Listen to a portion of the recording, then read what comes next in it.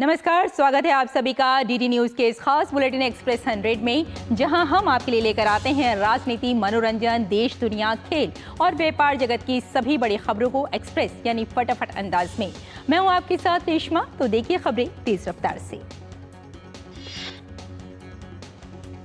प्रधानमंत्री नरेंद्र मोदी ने एनडीए सांसदों को दिया महामंत्र। प्रधानमंत्री मोदी ने एनडीए सांसदों को उनके कर्तव्य निर्वहन का महामंत्र दिया। उन्होंने कहा, सांसदों का प्रथम दायित्व देश सेवा है।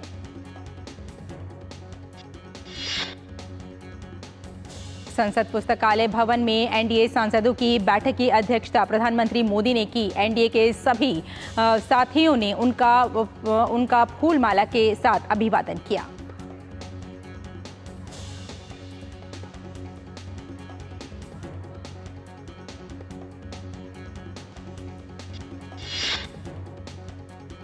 एनडीए सांसदों की बैठक के बाद केंद्रीय मंत्री किरण रिजिजू ने मीडिया से कहा, प्रधानमंत्री नरेंद्र मोदी ने सांसदों के संसद में आचरण पर भी मार्गदर्शन दिया। प्रधानमंत्री ने हर एक सांसद को अपने अपने क्षेत्र के विषय को प्रभावी तरीके से रखने के साथ नियम के मुताबिक आचरण करने की सलाह दी।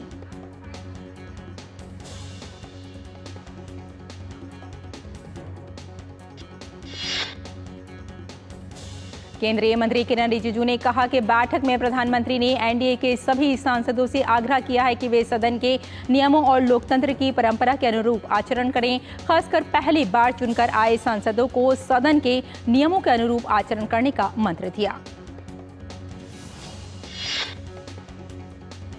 केंद्रीय मंत्री किरण रिजिजू ने कहा, बैठक में प्रधानमंत्री ने सांसदों से अपनी अपनी रुचि में महाभारत विकसित करने का आग्रह भी किया और विकास के नए स्रोतों पर काम करने का आग्रह किया।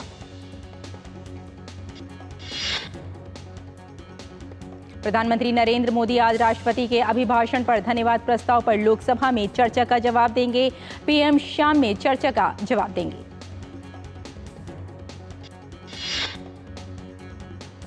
लोकसभा में राष्ट्रपति के अभिभाषण पर धन्यवाद प्रस्ताव पर चर्चा जारी। सपा सांसद अखिलेश यादव ने कहा, 2024 का परिणाम हम इंडिया वालों के लिए जिम्मेदारी से भरा पैगाम है। लोकसभा में राहुल गांधी के बयान पर भाजपा नेता संतोष पांडे ने पूछा, कर्नाटक में प्रवीण नेटारू, राजस्थान में कन्हैयालाल, जम्मू कश्मीर में बम विस्फोट करने वाले किस समाज के हैं? टीएमसी सांसद कल्याण बनर्जी ने लोकसभा में चुनाव आयोग पर उठा सवाल। कहा, 7 फेज में क्यों हुए चुनाव?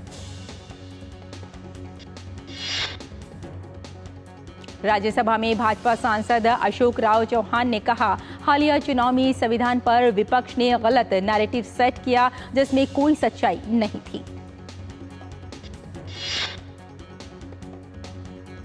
राज्यसभा में कांग्रेस सांसद प्रमोद तिवारी ने चर्चा के जवाब में कहा कि नमामि गंगे परियोजना के तहत इस साल के अंत तक केवल 33% सीवेज ट्रीटमेंट का काम हुआ है। लोकसभा में नेता प्रतिपक्ष राहुल गांधी अपने पहले ही भाषण में हिंदू के हिंसक और अन्य अल्पसंख्यक समुदाय पर दिए गए बयान पर घिरे। बयान की चौतरफा हो रही है हिंसा। अजमेर शरीफ के गद्दी नशीन हाजी सैयद सलमान चिश्ती ने राहुल गांधी के अभ्रय मुद्रा वाले बयान पर कहा, किसी भी अन्य प्रतीकात्मक मुद्रा के इस्लाम के दर्शन और आस्था से जोड़ना सही बात नहीं। राहुल गांधी के बयान से नाराज हुए सैयद नसीरुद्दीन चिश्ती, उन्होंने कहा कि इसका खंडन करता हूं। उन्होंने कहा कि राहुल गांधी को अपना बयान सुधारना चाहिए। गुरुद्वारा पटना साहिब के अध्यक्ष जगजोत सिंह ने कहा, राहुल गांधी ने सदन के सामने धर्मों को लेकर तथ्य पेश किए। मेरे हिसाब से उन्हें सही जानकारी नहीं है। उन्होंने सदन में अधूरी जानकारी, गलत जानकारी पेश की है। पूर्व कांग्रेस नेता आचार्य प्रमोद कृष्णम ने राहुल गांधी के लोकसभा में अभय मृदा और अन्य दिए गए बयान पर कहा कि राहुल गांधी को भारतीय संस्कृति की समझ नहीं है। यूपी के सीएम योगी आदित्यनाथ ने कहा कि राहुल गांधी का बयान झूठ का एक पुलिंदा है। उत्तर प्रदेश और श्री अयोध्या धाम को बदनाम करने की साजिश है। लोकसभा में विपक्ष के नेता और कांग्रेस नेता राहुल गांधी के बयान पर उत्तराखंड के मुख्यमंत्री पुष्कर सिंह धामी ने कहा, राहुल गांधी के बयान की जितनी निंदा की जाए वो कम है और जिस प्रकार से उन्होंने हिंदू समाज को हिंसक बताया है वो बहुत निंदनीय है। लोकसभा में विपक्ष नेता राहुल गांधी के कल सदन में दिए गए भाषण पर यूपी के डिप्टी सीएम ब्रजेश पाठक ने कहा, राहुल गांधी का बयान बहुत दुखद है। भारत के हिंदू समाज के लोग कभी इसे स्वीकार नहीं करेंगे। लोकसभा में विपक्ष नेता राहुल गांधी के कल सदन में दिए गए भाषण पर केंद्रीय मंत्री रामदास अठावले ने कहा, उन्होंने जो कल बयान दिया था वो नियम के अनुसार नहीं था। वे नेता प्रतिपक्ष हैं तो उन्हें नियम के मुताबिक बयान देना चाहिए। मुंबई में भाजपा ने राहुल गांधी के लोकसभा में हिंदुओं पर दिए गए बयान पर विरोध प्रदर्शन किया। लोकसभा में विपक्ष के नेता राहुल गांधी द्वारा दी गई हिंदू वाली टिप्पणी के विरोध में महायुति नेताओं ने महाराष्ट्र विधानसभा के बाहर प्रदर्शन किया। झारखंड के सत्तारूढ़ गठबंधन के विधायकों के साथ 3 जुलाई को बैठक करेंगे हेमंत सोरेन। अपने आवास पर बुलाई बैठक। भाजपा नेता पंकज मुंडे ने महाराष्ट्र विधान परिषद के लिए नामांकन किया दाखिल। कहा, राज्य में लोगों का प्रतिनिधित्व करने का मौका मिलने से हूं खुश। दिल्ली महिला आयोग की पूर्व अध्यक्ष स्वाति मालीवाल ने मुख्यमंत्री अरविंद केजरीवाल को लिखा पत्र में लिखा, मेरे इस्तीफे के बाद से डीसीडब्ल्यू को व्यवस्थित तरीके से खत्म किए जाने की हो रही है कोशिश। भाजपा सांसद कमलजीत सहरावत ने स्वाति मालीवाल के पत्र पर कहा, केजरीवाल दिल्ली जल बोर्ड, पेंशन विभाग समेत हर संस्था को कमजोर करने का काम कर रहे हैं। श्रीलंका की नौसेना द्वारा 25 मछुआरों को गिरफ्तार किए जाने के विरोध में रामेश्वरम में मछुआरों ने किया विरोध प्रदर्शन। इलाहाबाद हाईकोर्ट ने कहा कि जिस प्रकार से अवैध धर्मांतरण बड़े पैमाने पर किया जा रहा है, अगर यही जारी रहा तो देश की बहुसंख्यक आबादी अल्पसंख्यक हो जाएगी। कोर्ट से कहा कि देश के नागरिकों का धर्मांतरण करने वाली सभाओं पर तत्काल रोक लगाई जाए। श्री राम जन्मभूमि मंदिर के मुख्य पुजारी आचार्य सत्येंद्र जी महाराज ने इलाहाबाद हाईकोर्ट की टिप्पणी पर कहा कि धर्मांतरण पर कड़ी निगरानी रखनी चाहिए और इस पर रोक लगानी चाहिए। मोदी सरने मामले में कांग्रेस नेता राहुल गांधी पर 6 जुलाई को आरोप तय करेगी रांची की एमपी एमएलए कोर्ट।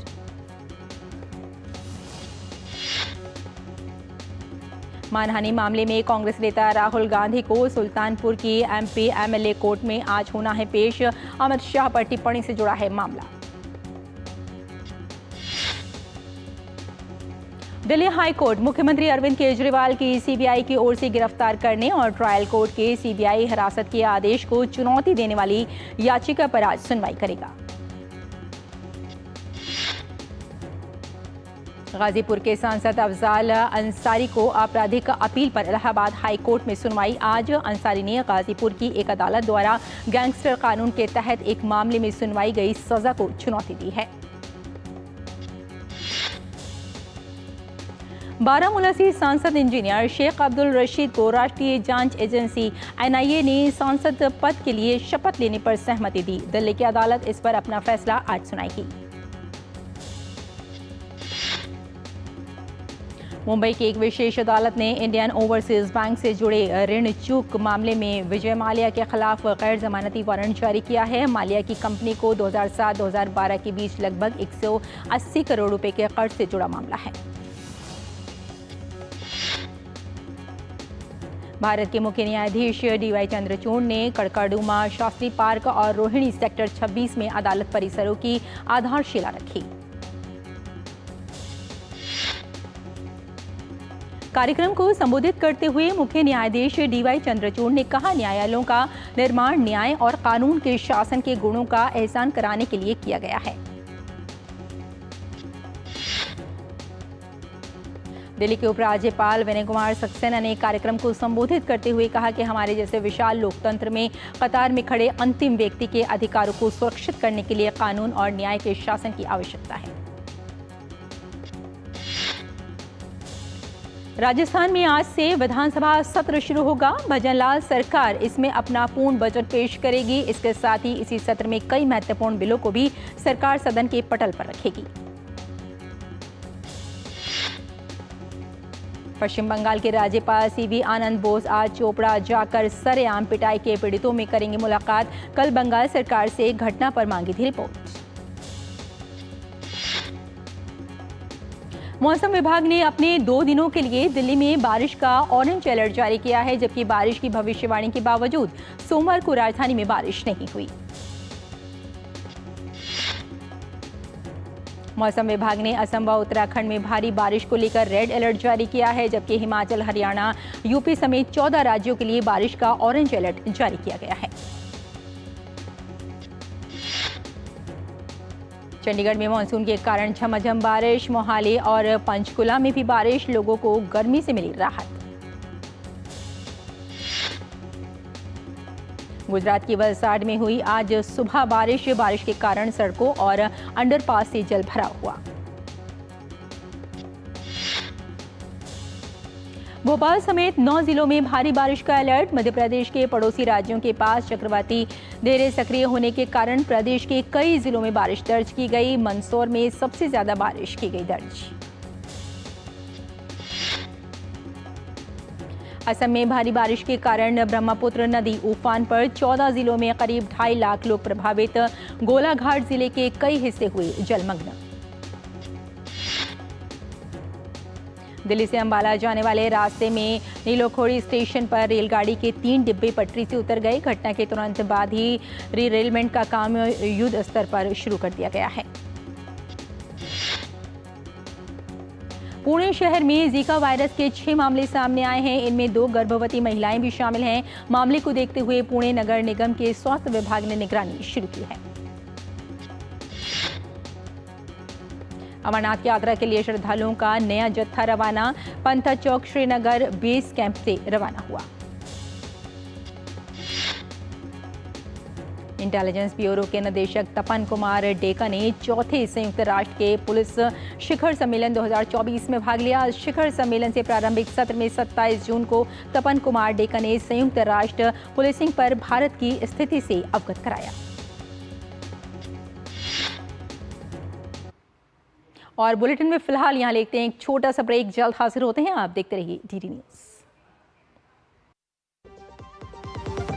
बात जब पीढ़ियों के लिए बनने वाले घर की हो तो जिम्मेदारी बड़ी हो जाती है। गैलेंट समझता है ये जिम्मेदारी। अब डबल एम रिब्स के साथ गैलेंट एडवांस TMT रीबार निर्माण का रियल हीरो। ज्यादा उपज और भरपूर मुनाफा भी। दोनों मिलेंगे टोरी से। एक हाथ में खरपतवार की हार और दूसरे हाथ में ज्यादा पैदावार। समझे? IIL के ट्रैक्टर ब्रांड का टोरी। अब खरपतवार होगा हक्का बक्का, बढ़ेगा मक्का। ब्रेक के बाद एक बार फिर आपका स्वागत है। आइए आगे बढ़ते हैं एक्सप्रेस 100 में। सप्ताह के दूसरे कारोबारी दिन आज प्री ओपन मार्केट में आई तेजी के चलते BSE का 30 शेयरों वाला सेंसेक्स करीब 300 अंक की जोरदार उछाल के साथ इतिहास रचते हुए पहली बार 80,000 के आंकड़े के पार निकल गया। पहली तिमाही में भारतीय अर्थव्यवस्था में मजबूती के संकेत। जून महीने में मैन्युफैक्चरिंग PMI बढ़कर 58.3 पर। वहीं कंपनियों में रोजगार देने की रफ्तार भी अपने 19 सालों के उच्चतम स्तर पर। GST संग्रह में तेजी का सिलसिला जारी। इस साल जून में GST संग्रह 1.74 लाख करोड़ रुपए रहा, जो पिछले साल जून के मुकाबले 8% अधिक।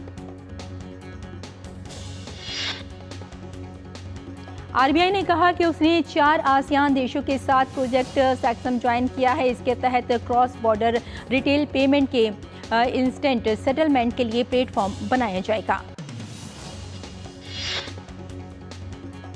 RBI ने कहा कि BIS के इनोवेशन हब द्वारा परिकल्पित नेक्सम का उद्देश्य भारत के UPI को अभियान सदस्यों मलेशिया, फिलीपींस, सिंगापुर और थाईलैंड की तेज भुगतान प्रणालियों से जोड़ना है।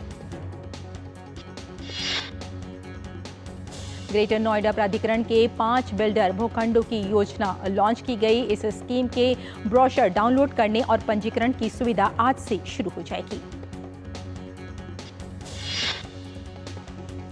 पूर्व मध्य रेलवे ने वित्त वर्ष 2024-25 की प्रथम तिमाही में रिकॉर्ड 51.61 मिलियन टन का माल लदान किया है, जो पिछले वित्तीय वर्ष की तुलना में 7.12% अधिक है। धनबाद मंडल द्वारा वित्त वर्ष 2024-25 की प्रथम तिमाही में रिकॉर्ड 48.71 मिलियन टन का लदान किया गया, जो पिछले वित्तीय वर्ष की तुलना में 5.82% अधिक रहा। रेटिंग एजेंसी केयर रेटिंग ने जारी अपनी रिपोर्ट में कहा कि 2.5 साल के बाद दूरसंचार कंपनियों ने मोबाइल टैरिफ में 20% तक की बढ़ोतरी की है। इससे इनके कर पूर्व लाभ में हो सकती है 20 से 22% तक की वृद्धि। केयर एजेंसी ने कहा, ARPU में हर 1 रुपए की वृद्धि से दूरसंचार उद्योग का कर पूर्व लाभ 1000 करोड़ रुपए तक बढ़ सकता है। साथ ही कंपनियों के कर्ज में भी कमी आ सकती है। फॉक्सकॉन इंडिया की ओर से तमिलनाडु के श्री पेरम्बदूर स्थित अपने आईफोन असेंबली प्लांट में विवाहित महिलाओं को नौकरी दिए जाने के खबरों पर संज्ञान लेते हुए NHRC ने केंद्र और राज्य सरकार को नोटिस जारी किया। राष्ट्रीय मानवाधिकार आयोग ने कहा कि अगर मीडिया की खबरें सच्ची हैं तो ये विवाहित महिलाओं से भेदभाव का गंभीर मुद्दा है। इससे समानता और समान अवसर के अधिकार का उल्लंघन होता है। सरकारी स्वामित्व वाली कोल इंडिया लिमिटेड का कोयला उत्पादन चालू वित्त वर्ष की पहली तिमाही में 8% बढ़कर 18.93 करोड़ टन रहा। भीषण गर्मी के चलते देश में बिजली की रिकॉर्ड खपत जारी। जून में बिजली की खपत सालाना आधार पर करीब 9% बढ़कर 152.38 अरब यूनिट रही। सेबी ने हिंडनबर्ग रिपोर्ट के समय और उसके बाद अडानी एंटरप्राइजेस की स्क्रिप्ट में ट्रेडिंग के नियमों का उल्लंघन करने को लेकर हिंडनबर्ग रिसर्च, नाथन एयरसन और साथ में मॉरिशस के विदेशी पोर्टफोलियो निवेशक मार्ग किंगडन को कारण बताओ नोटिस जारी किया है। नीवा बुपा हेल्थ इंश्योरेंस ने IPO के जरिए 3000 करोड़ रुपए जुटाने के लिए बाजार नियामक के पास विवरणिका का मसौदा जमा किया। IPO के तहत नीवा लूपा हेल्थ इंश्योरेंस को 10 रुपए वाले 800 करोड़ रुपए के नए शेयर जारी किए जाएंगे, जबकि प्रवर्तक और शेयरधारक 2200 करोड़ रुपए के शेयरों की बिक्री OFS के जरिए करेंगे। वैश्विक निवेश फर्म KIR का कहना है कि केरल की multi speciality hospital chain Baby सैमेरियल हॉस्पिटल में 2000 करोड़ रुपए में नियंत्रक हिस्सेदारी खरीद रही है। इजराइल के प्रधानमंत्री बेंजामिन नेतन्याहू ने कहा कि वो गजा पट्टी में हमास को खत्म करने के अंतिम चरण में पहुंच गए हैं। इजरायली रक्षा बलों ने पूर्वी खान यूनिस में नागरिकों को बड़े पैमाने पर निकालने का आदेश दिया है और साथ ही ये संकेत भी मिलता है कि सेना जल्द ही दक्षिणी गजा शहर में अपने हमले फिर से शुरू कर सकती है। अमेरिकी सुप्रीम कोर्ट ने निचली अदालतों को रिपब्लिकन समर्थित राज्यों के 2 कानूनों की समीक्षा करने का आदेश दिया है, जिन्होंने सोशल मीडिया कंपनियों के कंटेंट को नियंत्रित करने के लिए उन पर प्रतिबंध लगाए थे।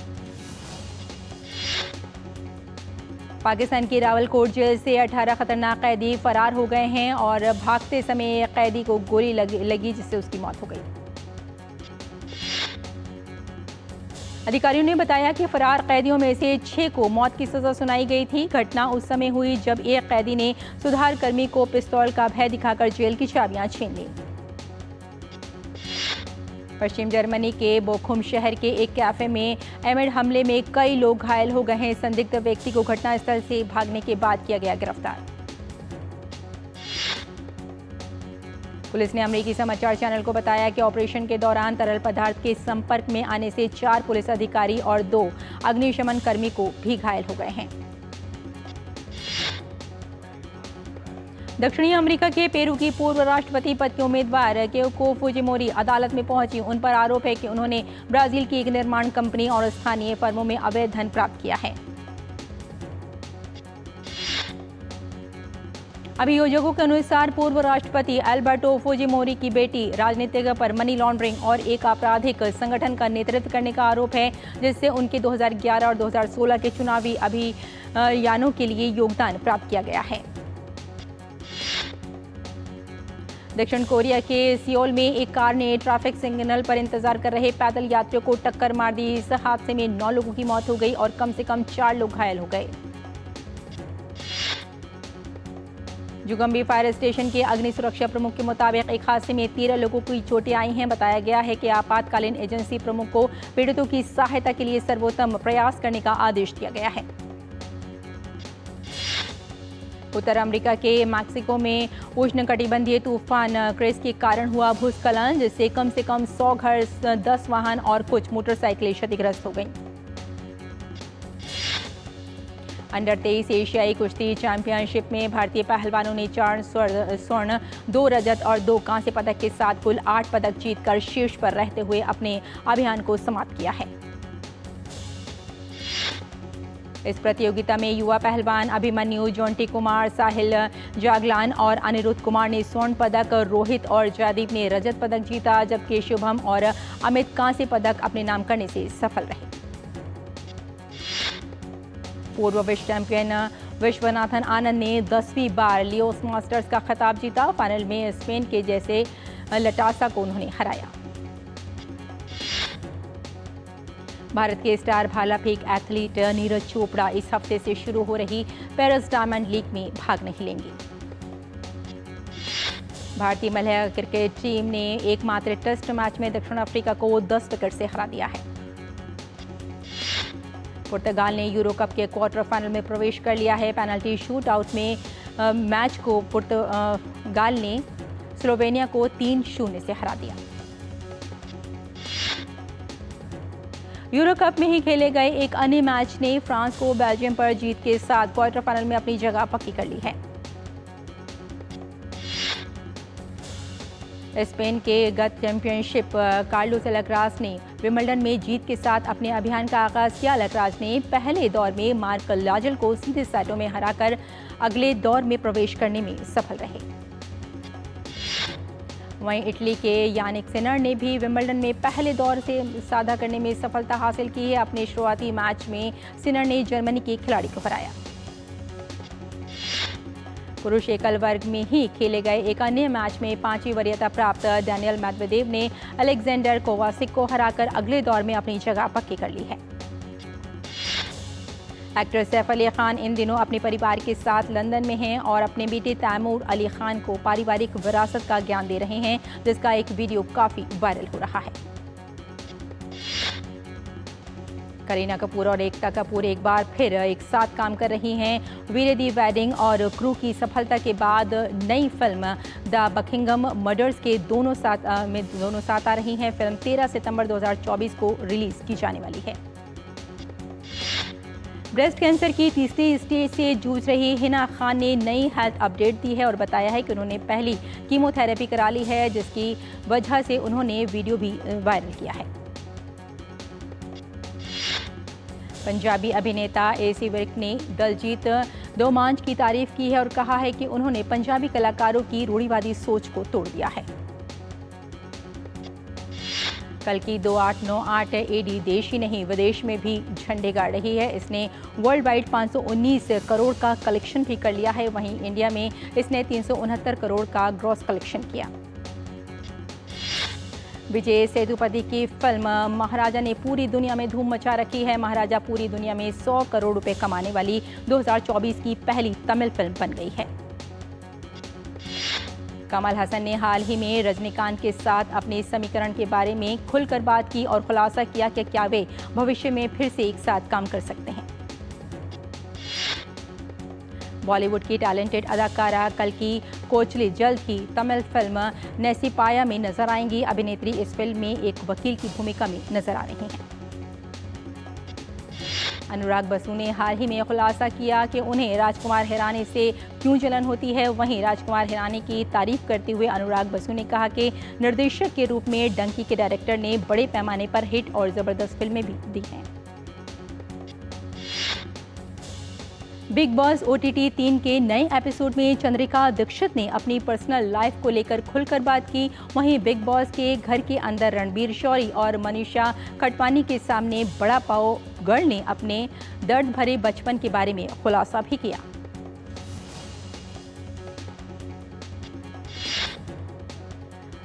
तो एक्सप्रेस न्यूज में फिलहाल इतना ही। हमें यही इजाजत दीजिए। नमस्कार।